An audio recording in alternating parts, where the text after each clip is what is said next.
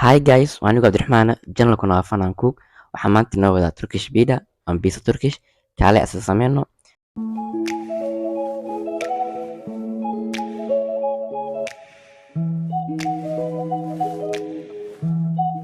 Waxaa halkan noogu diyaarsan makoonaadka aan ku sameyn lahayn hilib, basal, cusbo, yaanyo iyo barbarooni.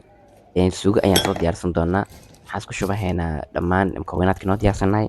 Basal, waxaan ku darsan doonaa yaanyo, barbarooni, hilib iyo wax yaroo cusbaa. Kadib dabka ayaan soo saarahaynaa intan. Inta ay nooga karsamayso suugadeena waxaan sii diyaarsan doonaa cajiin, hal koob bur saliid iyo sidoo kale iis. Cajiinkeena ayaan qasahaynaa.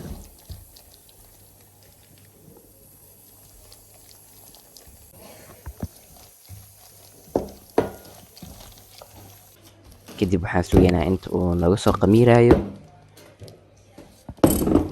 Cajiinkii waa noo soo diyaarsamay, sidoo kale suugadeeni waa noo diyaar. Hadda waxaan soo fiirihaynaa weyga aan u sameyn lahayn Turkish pizza ama pizza Turkish. Cajiinka aan soo qaadanaa fidiheena ilaa inta ka noqonayo sidoo kale dhir ahaan rooti. Kadib suugada ayaan dhexda ugu shubaynaa. Muhiimadda waxaa waaye in aan suugada dhexda ku aadino maadaama aan rabno inaan dhinacyada kasoo laabno. Labada dhinac ayaa kasoo laabaynaa si tartiib ah anagoo ku dhejinayno meesha. Labada dhinac ee dambana xoogaa waa ka duuduubeynaa si hadhow marka shakli fiican noogu soo baxo. Sidoo kale qaybta labaad samaysanayna iyadana. Cajiinka waxaan suugada ku aadin doonaa qaybta dhexe, labada dhinacna waa kasoo laabanay. Hadda halkan soo gaartay aad video like saarin, laabo like soo saar, channelkana subscribe sii.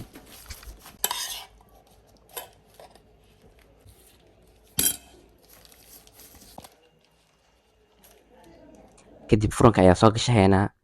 Sidan quruxda badan ayuu noogu soo baxay. I wish inaad tijaabi doontid aana ka heli doontid. Haddii aad channel ku cusub tahay subscribe saar si aad ugu mid noqoto asxaabta Fun and Cook. Gambareelka furo si wax walba cusub ay kuu soo gaaraan. Videoga like saar, share garee si ay u bataan asxaabta Fun and Cook.